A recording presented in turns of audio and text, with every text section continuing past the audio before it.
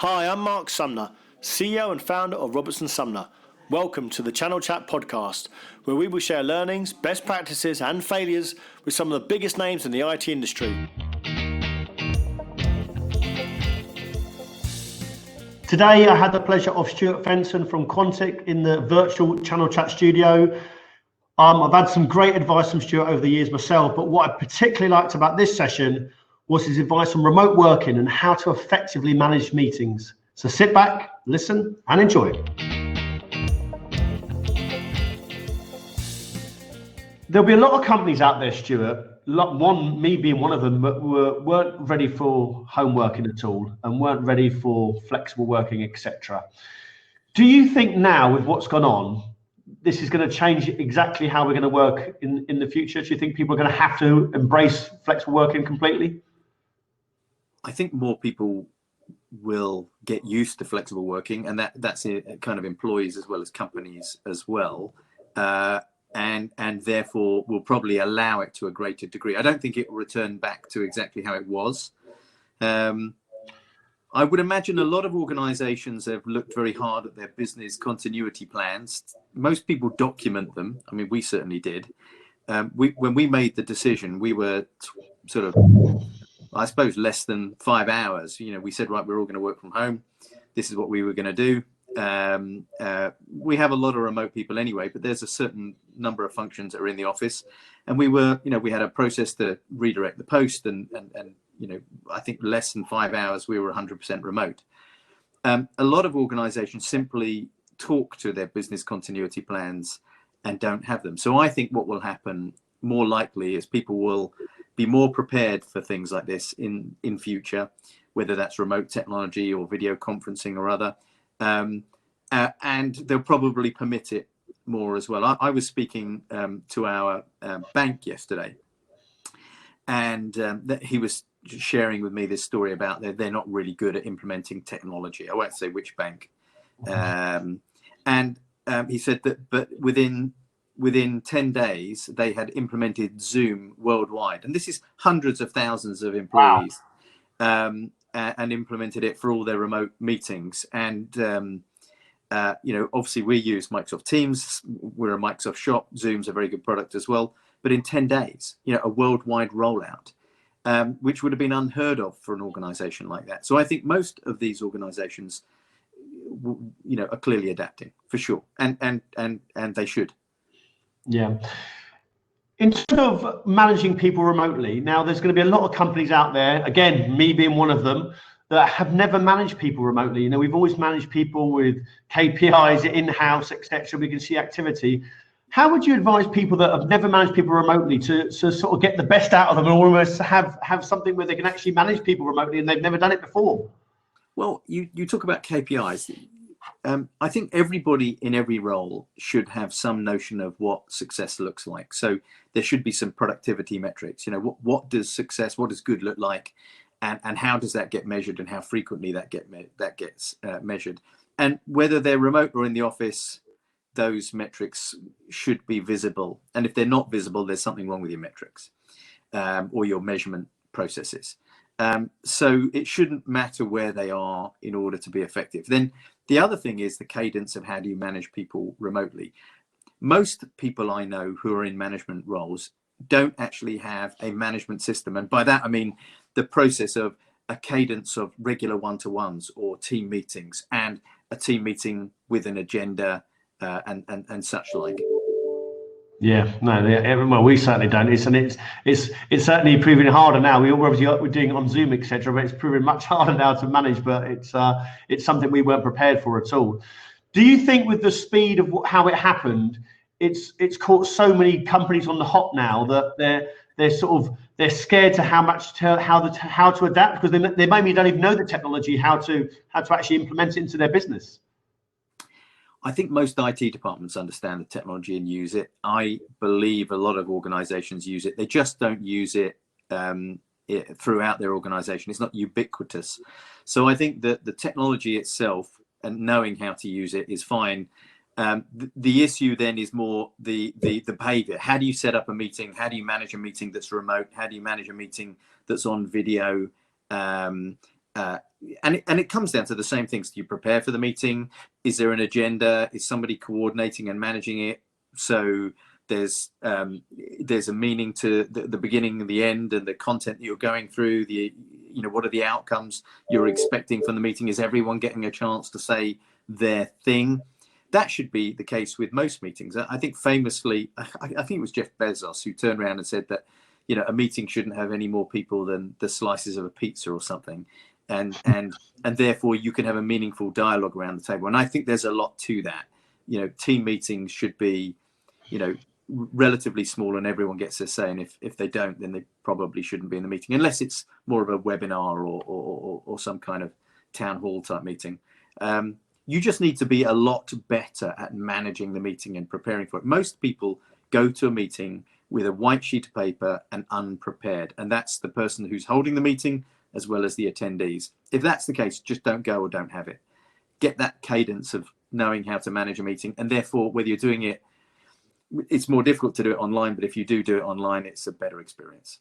Yeah, there'll be a lot of companies there's a lot of channel partners at the moment that are doing very well at the moment and they're having record months, but there's also a lot of channel partners that are really struggling and cancelling orders, and things happening all the time. And I'm one of those companies that the supply's gone really down.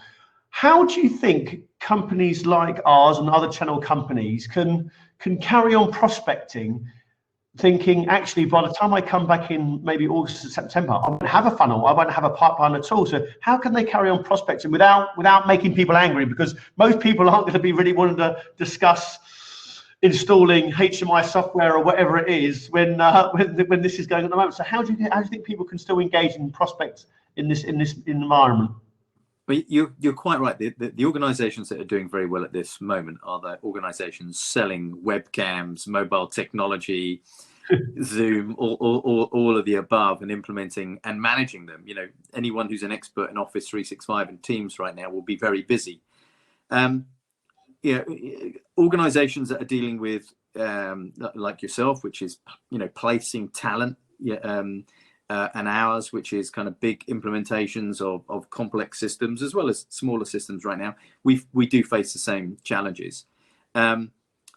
People out there are buying, and you got to find those people. So you still have to engage, and we've had a record quarter this quarter. I mean, I know you see some of my updates are all record quarters, but most of them are. But we've had another record quarter right in the middle of this COVID crisis, and we are still closing, sizable opportunities right now. And that's because, we're not sort of trying to prospect cold. We're talking to a warm pipeline of clients. So I think that in moments like this, you probably focus on your existing clients and seeing how you can help them. I don't think this is the time to call up somebody completely unknown to you and say, hey, Mr. IT director, who's in the middle of some kind of COVID crisis, let me tell you about this amazing solution I have for you. Because really what you're doing is saying, I've got a solution, but I have no idea what your problem is. And you don't have time to really understand what the problem is, because they'll be in a particular moment. I believe at this moment in time, you talk to your existing clients and see what challenges they're facing right now, because you'll have an engagement and a dialogue, and seeing if there's anything you can do. We have a client right now, obviously impacted by this, the retail space, and they've said to us, we've got these 4 problems. They don't normally sit in your area, and we've immediately been able to activate people and resources to help them. And I think that we're very much engaging with our existing clients. You probably got a pipeline, and that those positions still need to be filled at some point, and you just work that pipeline. But yeah, net new business might be a little bit tougher during this period of time, and it'd be really tough if it lasts a long time. Yeah, absolutely. As a business owner, you would obviously look at your workspace environment, and people have been talking about culture and making it a great environment, etc. Do you think now this has happened, people are going to rethink that idea and think actually redefine culture and actually think, well, actually, maybe I won't get that big office. Maybe I'll have a look at more of a smaller office. Do you think people start more in terms of space? I think that you still culture is often best when people are together and sort of interacting, and I don't think that would change. You can still substitute a lot of that with technology, with shared chat rooms, weekly engagement with your team, and meetings and huddles and all those kind of names for whatever engagement methods you have. I still think face-to-face sort of interaction, engagement is still going to be necessary. However, you're right. The question is, do you need as much space? Do you need as many desks? Is it more where you come together and work together when you need to be together, rather than you just sit together and ignore each other? I mean, this isn't necessarily exactly the case in our office, but it can be from time to time. People come to work, sit down at their desk, put their headphones on, work 8 hours, they'll have the breaks and all that kind of stuff, and they go home again. Now, they could have done that at home, if they have a good working environment, and probably been better for them. Now, there is some benefit of getting out of the house and all that kind of stuff. So I think that there's going to be a mix. We were definitely going to upgrade our office next year to a larger space. I probably won't do that now, for the very reason, which is, we have 98 desks and 220 people. And I'm wondering if 98 desks can serve 300 people or 320 people. Yeah. And I suspect that it can, as long as we manage that well. So yes and no. Yeah, perfect answer. Absolutely. What on mental health and well-being of staff was a massive subject last year and this year, and people were going on about it and actually, etc. How do you think now companies can look after their staff when they're not even going to be in the same room, and they're not going to be be able to interact as much? It's going to be much more difficult, don't you think? I do think it's going to be more difficult, and I think people being in the current climate, being trapped in their homes, is going to be difficult, and it requires the line managers, as well as your HR or people department, call it what you will, to be very engaged with people. We have historically used some advisors in that mental health space to provide guidance, very confidential guidance to individuals. We'll accelerate that during this period for sure, and make it more available. This is something that I'm really pleased that mental health, has over the last 24 months got such a high profile, and people are spending a lot of time and attention to it. In this particular moment, people will have the anxiety of, the external factors, as well as being locked in their house, as well as the normal day-to-day stuff, which might accelerate right now. I think it just requires more effort by the line managers and by HR. And line managers are often focused more on the productivity of the individual, not necessarily the care of the individual, and that has to change. Yeah. My last question, Stuart, and one that you touched on earlier, and I really want to get your advice. There'll be a lot of managers out there and owners of businesses like myself that would probably really struggle to manage meetings remotely. We're used to coming into meetings, not really having agenda, and it's more of a chit chat, and it's more of a catch up really in the office. But now more than ever is so meetings effectively. What would you say is your sort of one or two tips? And you touched on it earlier. What's your one or two, the channel partners out there and companies like mine that can manage meetings effectively while being remote? It comes back to that earlier point, actually. I mean, there's a big difference in most areas of most roles. There's a big difference between an amateur and a professional. And arguably, when you all get together for a chit chat, and it is a chit chat, that's absolutely fine. But if you've got a leadership team or a departmental team or a project management team, etc., and you work in an amateur fashion, then you get exactly what you deserve. You get an amateur outcome, whether you're face-to-face in a room or you're on a video conference.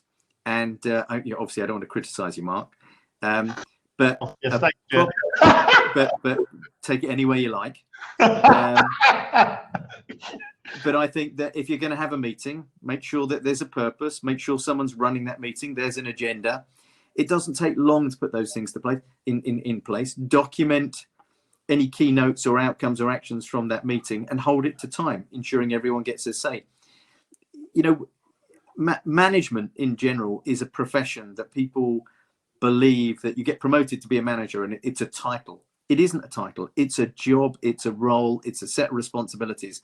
And some of those responsibilities are how to engage, collaborate, and coordinate. And sometimes it's the manager who manages a meeting, and sometimes it might be an individual like a peer who's managing a meeting, but you have to let that person manage it and prepare.